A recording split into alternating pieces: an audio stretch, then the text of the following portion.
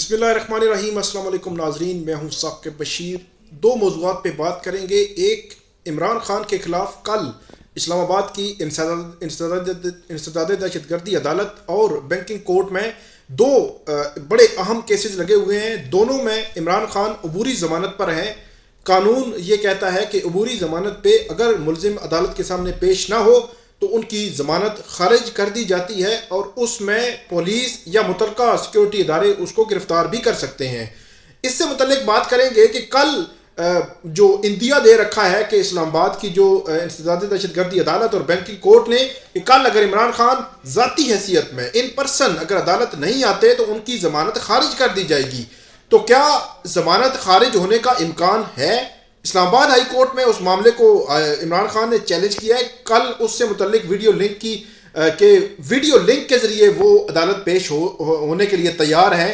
क्या Islamabad high court से relief मिलेगा? अगर नहीं मिलेगा तो कल क्या ज़मानत खारिज हो सकती है? और ज़मानत खारिज होने के बाद गिरफ्तारी का मरहला होता है, जिससे मुतल्लिक बहुत सारी जो है वो चेमगोइयाँ आप सुन भी रहेंगे हो कि तकरीबन 1-2 मत से ये चीज़ें जो है वो सामने आ रही हैं। इससे मुतल्लिक अब बात करेंगे। हमारे साथ जो है वो सुहेल रशीद सीनियर सहाफ़ी हैं, कोर्ट रिपोर्टर हैं, बड़ी गहरी नज़र रखते हैं, वो हमारे साथ मौजूद हैं। एक तो इस पर बात करेंगे। दूसरा, शौकत तरीन के हवाले से ये खबर जो सीनियर सहाफ़ी हैं जावेद चौधरी, उन्होंने साबिक जो जनरल बाजवा हैं कमर जावेद बाजवा, उनके हवाले से की थी और ये कहा था कि जब ये वज़ीर ख़जाना बने तो इनके केसेस ख़त्म करने के हवाले से फैज़ हमीद को कहा गया, जनरल फैज़ हमीद को, या उन्होंने कोई रोल या किरदार अदा किया। तो हम आपको बताएंगे कि इस्लामाबाद हाई कोर्ट या इस्लामाबाद की एहतसाब अदालत में असल हालात क्या थे। अब उनकी अप्रोच हुई या नहीं हुई उस पर नहीं जाएंगे, लेकिन हालात क्या थे इससे मुतल्लिक बात करेंगे। बहुत शुक्रिया सुहेल रशीद साहब। सबसे पहले तो ये बताएं कि कल इमरान खान के खिलाफ 2 केसेस हैं, मुख्तसरन दोनों केसेस का तारुफ बताएं और उसके बाद प्रोसीजर क्या होता है और कल क्या हो सकता है। क्या इस्लामाबाद हाई कोर्ट से इमरान खान को रिलीफ मिल सकता है? ये तमाम इस हवाले से आप बताएं हमें। देखें, कल जो 2 केसेस हैं, एक एटीसी में है और एक बैंकिंग कोर्ट में है। दोनों बुनियादी तौर पर अभी उसको हम केस के स्टेज में नहीं कह सकते क्योंकि अभी तक कोई चालान उनके खिलाफ सच नहीं गया हुआ। इमरान खान साहब खुद कोर्ट गए हुए हैं कि जी मुझे ज़मानत दी जाए क्योंकि मुझे खदशा है कि गिरफ्तार कर लिया जाएगा। FIA ने मेरे खिलाफ ये केस दर्ज कर रखा है। अब सूरत हाल ये है कि इमरान खान साहब इस केस में खुद पेश नहीं हो रहे। उस पर कोर्ट उन्हें बार बार कह रही है कि आप पेश हों तो ही, क्योंकि ज़मानत के केस में मुलज़म का खुद पेश होना ज़रूरी है, तब उसका जो है फ़ैसला होता है। अब इमरान खान साहब को कल तक आखिरी वार्निंग दी गई है कोर्ट की जानिब से, बैंकिंग कोर्ट से, कि आप पेश हो जाएं वरना हम आपकी दरख्वास्त पे जो है वो फ़ैसला कर देंगे। फ़ैसला ये है कि पेश ना होने पर दरख्वास्त को खारिज किया जाए, यानी कि ज़मानत खारिज हो जाएगी। जो उनको एक इंटरम बेल मिली हुई है वो खारिज हो जाएगी और उसके बाद उनके लिए मुश्किलात पैदा हो सकती हैं कि FIA अगर चाहे तो उनको गिरफ्तार करने की तरफ जा सकती है। अब इमरान खान साहब ने कहा था कि मुझे आप वीडियो लिंक पे हाज़िरी लगा लें, वो उनकी दरख्वास्त डिसमिस हो गई थी और उसको उन्होंने चैलेंज कर रखा है इस्लामाबाद हाई कोर्ट में, लेकिन उस पर कुछ ऑब्जेक्शंस आ गए और आज अब अदालती वक्त ख़त्म हो चुका है, अभी तक उस पर कोई कार्रवाई नहीं हुई, यानी कि इमरान खान साहब को रिलीफ नहीं मिला। अब उनके पास कानूनी तौर पर कोई और रास्ता नहीं है सिवाय इसके कि वो कल सुबह अदालत में पेश हो जाएं बैंकिंग कोर्ट में और उसके बाद उनको इंटरम बेल मिले या फिर उनकी बेल की जो दरख्वास्त है उसको कोर्ट मेरिट पर सुन के डिसाइड कर ले। इसी तरह यही मामला जो है वो इंसदाद दहशतगर्दी अदालत में भी है। वहाँ पर भी कोर्ट ने कहा हुआ है कि एक आखिरी चांस है, हम देख लेते हैं 15 फरवरी को अगर इमरान खान साहब आ जाते हैं तो ठीक है, वरना उनकी जो ज़मानत की दरख्वास्त है उस पर हम फैसला कर देंगे। और कानून यही कहता है कि ज़मानत के केस में अगर जो बंदा ज़मानत लेना चाहता है वो खुद नहीं आ रहा तो उसकी दरख्वास्त खारिज हो जाती है, उसके बाद वो गिरफ्तारी का ऑप्शन जो है उसका एक ओपन हो जाता है। अब कल सुबह इन दोनों केसेस पे समाअत होनी है।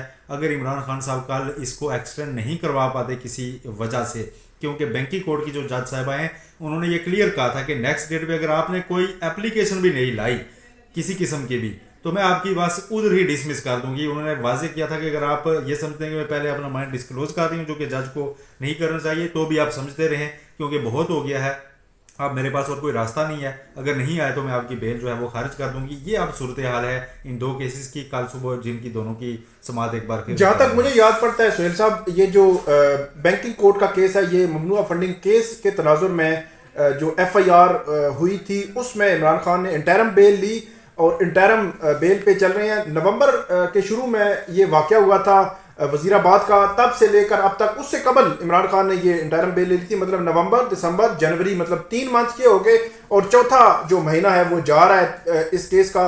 और दूसरे केस में भी इसी तरह जो है वो जब से इमरान खान का वजीराबाद का वाकया हुआ 3.5 मंथ हो गए वो नहीं आए। तो इट मीन के ये दो बड़े क्रिटिकल जो है वो हालात हैं। कल के हवाले से मैं बताऊं तो इस्लामाबाद हाई कोर्ट में जो समाअत होगी वो एतराज़ात जो लगे हैं उनकी पटिशन पे उनके साथ होगी। जो इमरान खान के वकला हैं उनकी जानिब से ये दरख्वास्त तकरीबन 4-5 रोज पहले लाई गई थी, लेकिन पता नहीं क्यों उन्होंने ना बायोमेट्रिक करवाया है ना इसको मैच्योर होने दिया है, क्योंकि अगर मैच्योर नहीं होती, कल अगर एतराज़ात ही रहते हैं, एतराज़ात सिर्फ ख़त्म करे कोर्ट, इनको इस्लामाबाद हाई कोर्ट से अगर रिलीफ ना मिला, इमरान खान दोनों अदालतों में, इस्लामाबाद की दोनों अदालतों में इन पर्सन पेश नहीं हुए तो जमानत खारिज हो सकती है। और जमानत खारिज होने पर जिस तरह के हालात जो है मुझे लग रहे हैं अपना सुहेल साहब, जिस तरह पीटीआई या पीटीआई के इत्तेहादी मतलब शेख रशीद जिस तरह उनकी गिरफ्तारियों में तेजी है, अगर यहां से इनकी जमानत खारिज हो गई तो मेरा ये ख्याल है कि फिर जो है वो मरकजी हुकूमत भी और सूबाई जो निगरान हुकूमत है वो भी डेफिनेटली जो है वो कोशिश करेंगे कि इमरान खान को जल्द अज जल्द गिरफ्तार किया जाए। ऐसा हो सकता है साकिब साहब, क्योंकि अब इमरान खान साहब के पास जो एक पहले कवर होता था कि पंजाब में बैठे हैं या पेशावर में बैठे हैं तो ये समझा जाता था कि वहाँ चूंकि अब उनकी अपनी गवर्नमेंट है तो उनको अरेस्ट नहीं किया जा सकता। अब उनके पास वो कवर नहीं बचा, अब उनके पास कवर सिर्फ वही बचा है पब्लिक प्रेशर का, जो हम देखते हैं हफ्ते में 2-3 बार रात को अचानक एक ट्रेंड चलता है कि ज़मान पार्क पहुंचो, कारकुनान पहुंच जाते हैं और ये एक रिहर्सल की जाती है या उनको किसी तरह से कुछ पता चलता है कि शायद अरेस्ट होने लगा है। लेकिन जब कानून हरकत में आता है तो कारकुनान एहतजाज ही कर सकते हैं और ज़्यादा कुछ नहीं कर सकते। अगर उन्होंने अरेस्ट किया तो वो अरेस्ट की तरफ चले जाएंगे। इससे पहले इमरान खान साहब के पास एक जो ऑप्शन मौजूद है कि वो कल सुबह किसी भी तरह आ जाएं अदालत में, तो उनकी बेल जो है वो, क्योंकि अभी तक उनके खिलाफ कोई केस तो आया नहीं हुआ, पर्चा आया नहीं हुआ, एटीसी तो खुद कह रही है कि इस केस में दहशतगर्दी की दफात लग भी कैसे गई, तो एक बड़ा लग रहा था कि बादी नज़र में उनकी बेल हो जाएगी। कोर्ट ने, बैंकिंग कोर्ट ने तो यहाँ तक भी कहा कि वो ऊपर कोर्ट में ना आए, वो नीचे आ जाएं, गेट पे आ जाएं, हमारा कोई स्टाफ उनको देख लेगा, उनकी हाजिरी लग जाएगी, क्योंकि कानून ये कहता है कि उनका आना ज़रूरी है। अब अगर वो कल नहीं आते तो उनकी मुश्किलात यकीनन बढ़ेंगी। वहाँ पे अदम पेशी पर अगर उनकी बेल खारिज होती है, मेरिट पे नहीं होती, तो फिर उनको हाई कोर्ट से भी रिलीफ मिलने की जो चांसेस हैं वो फौरी तौर पर नहीं होंगे। अगर फिर वो एक प्रोसेस चलेगा, फिर 8 से 10 दिन लग जाएंगे, फिर एक गवर्नमेंट के पास एक बोनाफाइड एक वो आ जाएगी, वजह आ जाएगी कि हम क्यों उनको अरेस्ट कर रहे हैं, क्योंकि कोर्ट ने ऑर्डर किया, उनकी वो खारिज कर दिया बेल, तो अब हम क्या करें जी, हमने तो उनको अरेस्ट करना है। तो अरेस्ट अगर नहीं भी किया जाता तो उनको एक घर में ही नज़रबंद एक अरेस्ट किया जा सकता है। बहुत सी मुश्किलात उनके लिए हो सकती हैं, जो फिर उनके लिए इलेक्शन जो आगे आ रहे हैं उसमें कैंपेन चलाना, खिताब करना, वो फिर सारे के लिए वो इन्हिसार उनका जो है ना वो पुलिस पे हो जाएगा, जिनके वो बेशक ज़मान पार्क में बैठे हों, लेकिन वो जब उनकी हैसियत एक अरेस्टेड की होगी तो फिर वो वीडियो लिंक का खिताब जो है उसकी अपॉर्चुनिटी भी जाती रहेगी। पता नहीं उनके वकला कैसे उनको वो कर रहे हैं, बेहतर उनकी शायद कोई होगी अंडरस्टैंडिंग, लेकिन कॉमनली यही हमें तो यही अंडरस्टैंड होता है कि कोई वजह नहीं है कि वो ना पेश हों और अपनी बेल को एक्सटेंड ना करें। बिल्कुल सुहेल साहब, कल अब देखते हैं कि इस्लामाबाद की 2 अदालतें जिन्होंने कल इमरान खान को इन पर्सन ये हुक्म दे रखा है कि वो आएंगे तब ही उनकी इंटरिम बेल जो है वो आगे बढ़ेगी। इंटरिम बेल में अगर नहीं आते तो जमानत खारिज भी हो सकती है, लेकिन अतमी हम कुछ नहीं कह रहे।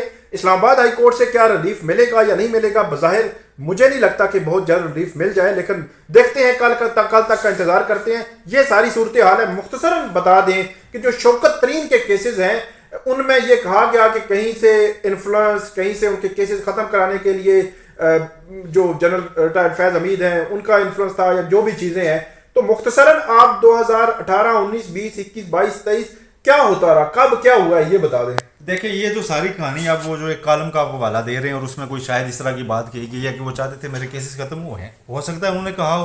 और अगर आप अभी गूगल करें तो आपको ये उन दिनों की लगी खबरें मिल जाएंगी 2021 की, जब पीटीआई शौकत तरीन साहब को फाइनेंस मिनिस्ट्री देना चाहती थी, तो उनकी एक डिमांड रिपोर्ट हो रही थी मीडिया में मुसलसल कि मुझे पहले नैब से मैं जब तक क्लियर नहीं होता तो मैं नहीं आऊँगा। लेकिन अगर हम इसकी टाइम लाइन देखें ना तो ये 2021 की बात है जब उनके साथ ये सारी बात चल रही है। एहतसाब अदालत से वो बरी हो गए थे जून 2020 में, और वो नहीं, बेसिकली ये केस था राजा परवेज़ अशरफ जो मौजूदा स्पीकर हैं, साबिक वज़ीर पानी बिजली रहे हैं, वज़ीर आज़म भी रहे हैं, उनके खिलाफ रेंटल पावर का।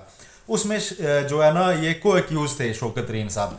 तो एक तरमीमी ऑर्डिनेंस आया था पीटीआई की गवर्नमेंट में, उसके तहत उनको बरी किया गया था और इस बुनियाद पे बरी किया गया था कि जी उसमें ऑर्डिनेंस के तहत ये ज़रूरी कर दिया गया था कि आप पे केस तब बनेगा जब आप के ऊपर ख़जाने को कोई बाकायदा नुकसान पहुंचाने का इल्ज़ाम हो या ज़ाती फ़ायदा लेने का।